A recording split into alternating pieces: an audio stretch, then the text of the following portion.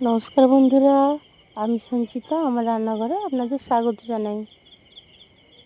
আজ বাড়িতে রসগোল্লা বানিয়ে জগন্নাথকে নিবেদন করেছিলাম, সেই রেসিপিটাই আপনাদের সাথে শেয়ার করছি। 1 লিটার দুধ ফুটতে দিয়েছিলাম।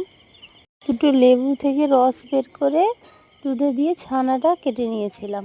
ছানাটাকে ছেঁকে পরিষ্কার জলে ভালো করে ধুয়ে নিয়েছি, যাতে লেবুর টক ভাবটা না থাকে। ছানাকে ভালো করে ছেঁকে নিয়েছি, যাতে জল এক ফোঁটাও না থাকে। থালাতে ছানাটিকে হাত দিয়ে চেপে চেপে ভালো করে ঠেসে নিতে হবে, যাতে একেবারে দানা না থাকে, মিহি হয়ে যায়।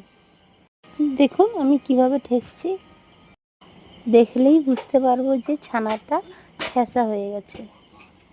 এরপর ছোট ছোট মিষ্টির আকারে লেচি কেটে নেব।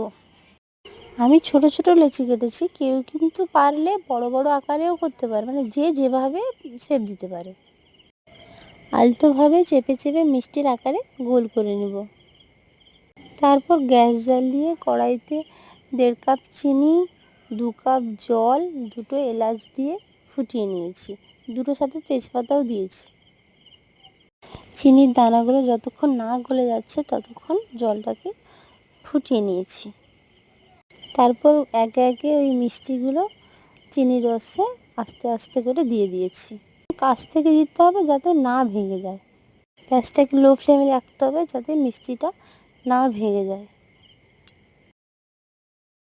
15 মিনিট ধরে মিষ্টিটাকে ফুটিয়ে নিয়েছি। গ্যাসটাকে বন্ধ করে ওই অবস্থায় কিছুক্ষণের জন্য ঢাকা দিয়ে রেখে দিয়েছিলাম। এবার দেখুন মিষ্টিটা কিন্তু সুন্দর তৈরি হয়ে গেছে। ভিডিওটি যদি ভালো লেগে থাকে প্লিজ লাইক করবেন। ধন্যবাদ।